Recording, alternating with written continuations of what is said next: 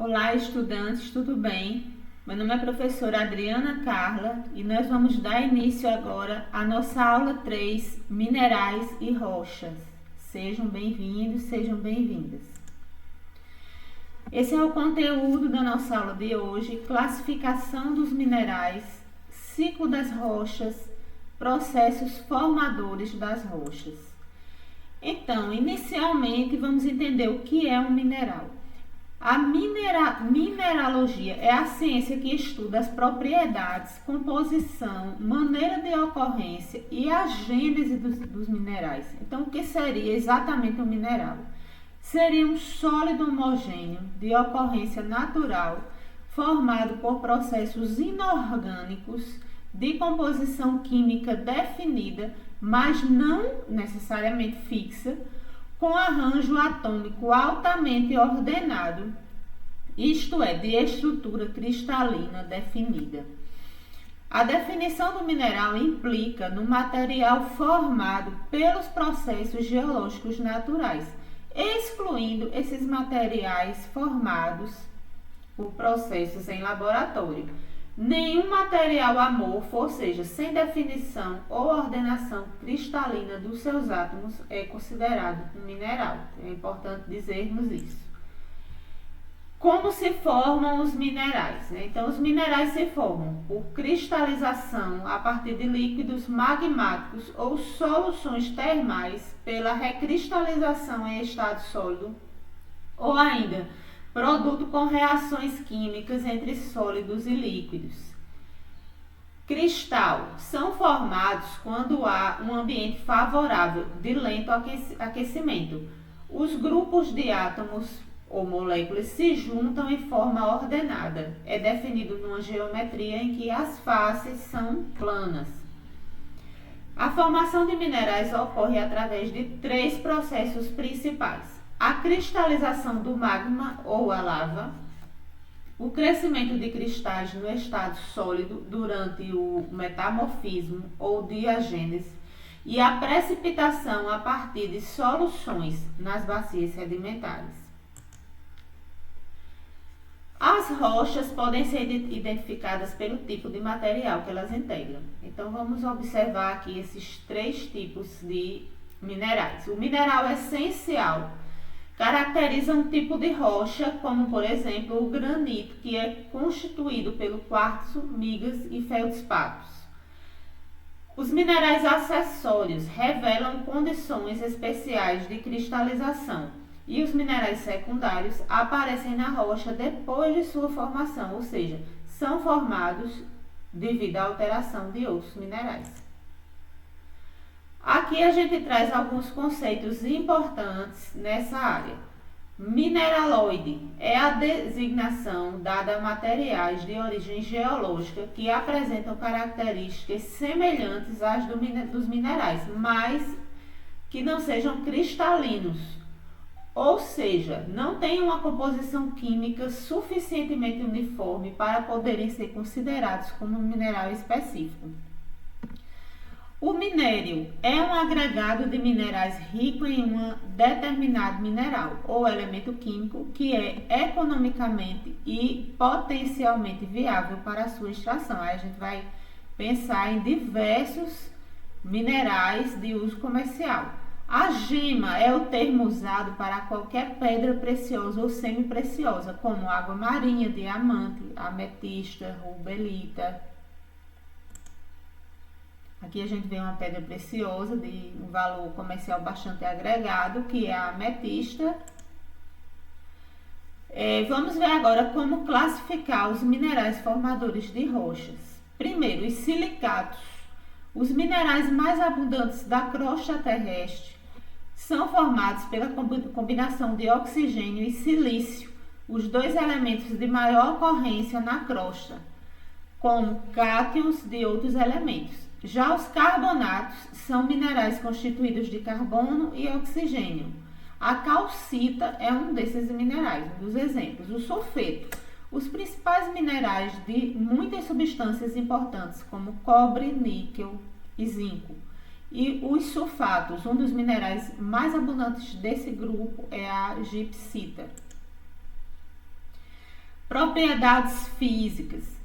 Para a descrição das espécies, as propriedades podem ser divididas dependendo de sua origem. O resultado da interação do mineral com a luz, né, uma dessas divisões, o brilho, cor, traço, refração da luz, dentre outros. O resultado de expor o mineral a um esforço dirigido, ou seja, a dureza, a clivagem, a partição, fratura, tenacidade. Depende também do estado de agregação, né, ou está em formas de gemas, né, outra forma ou hábito. Ocorrem por interações elétricas e magnéticas, piroeletricidade, magnetismo, outras propriedades como a densidade relativa, solubilidade em ácidos diluídos e radioatividade, também são outras propriedades. Então aqui nós vamos observar também a relação das cores dos minerais. A cor é uma propriedade que depende do espectro de luz que a estrutura de um mineral recebe e reflete, sendo que esta propriedade é de fácil avaliação, né, obviamente, porque a gente observa a questão das cores nos minerais. A dureza é a resistência que a superfície lisa, face do mineral, oferece ao risco, né? Quando você risca aquele mineral, se ele é mais maleável, ele é mais duro. É uma propriedade vetorial que depende da estrutura cristalina do mineral. Tem essa escala aí de Mohs. E em primeiro lugar, né, o mais propenso aqui ao risco seria o talco e o menos propenso o diamante. Clivagem é a resistência que a superfície lisa da face do mineral oferece ao risco, a resistência à abrasão. Isso é uma propriedade vetorial que depende da estrutura cristalina do mineral. Então, mais uma vez, para a gente observar aqui a escala Mohs. Tem esses vários tipos aqui de minerais e a resistência dentre o menos resistente, tá? Aqui no nível 1 o talco, e o mais resistente aqui o diamante.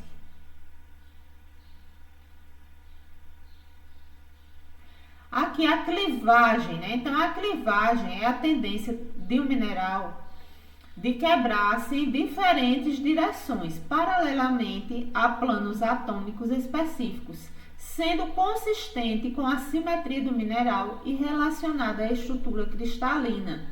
A clivagem pode ser catalogada como perfeita, boa, regular ou não presente. Então, aqui a gente observa vários tipos de clivagem, né? Quer dizer, a forma que esse material vem a se quebrar, certo? O hábito cristalino. A maioria das espécies minerais não ocorre como cristais bem formados, e sim em uma grande variedade de agregados, como a gente pode ver nessa figura. A tenacidade é a medida da coesão de um mineral, ou seja, a sua resistência a ser quebrado, esmagado, dobrado ou rasgado. Então, como nós vimos ali na clivagem, ele pode ser menos resistente, como o talco, ou extremamente resistente, como o diamante. A classificação qualitativa, né? Então, o mineral pode ser quebradiço, ele se rompe ou é pulverizado com facilidade, maleável, pode ser transformado em lâminas por aplicação de impacto, sêctil, o mineral pode ser cortado por uma lâmina de aço, dúctil, o mineral pode ser estirado para formar fios, flexível, o mineral pode ser curvado, mas não retorna à sua forma original após o esforço. Já o elástico, ele também pode ser curvado, mas ele volta à sua forma original após fim desse esforço.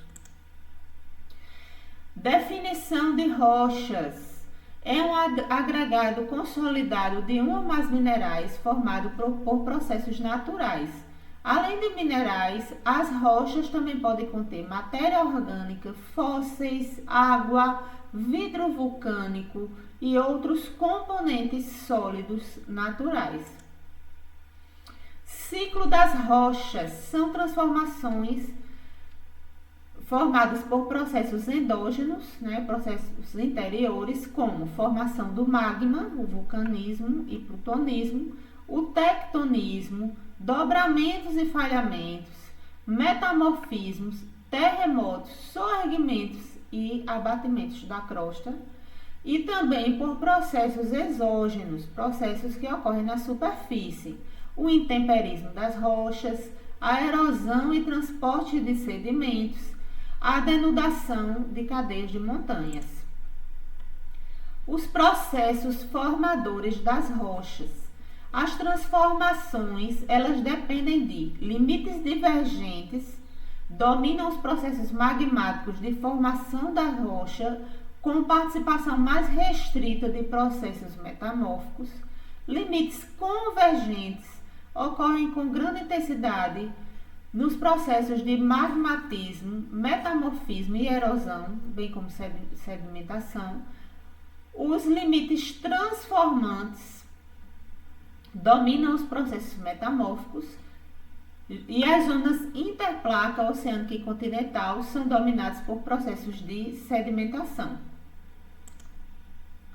Aqui a gente tem uma imagem do ciclo das rochas. A gente sabe que as rochas elas estão em constante transformação, passando da rocha ígnea para a rocha sedimentar e a rocha metamórfica, a depender das condições externas e internas também.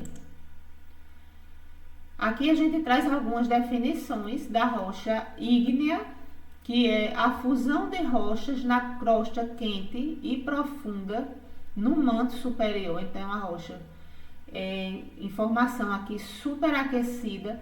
A rocha sedimentar, o próprio nome já diz, ela vem a aparecer em vista de sedimentos de origem vulcânica. Então, é o intemperismo e a erosão de rochas expostas na superfície, né? Então, essas rochas que são atingidas aqui pela erosão, ela vem se tornar em rochas sedimentares. E as rochas metamórficas, que são rochas sobre altas temperaturas e pressões na profundeza da crosta. Então, também são rochas aqui que se encontram em altíssima temperatura. Então, por aqui a gente termina a nossa aula. Deixamos um abraço para vocês e até a aula que vem.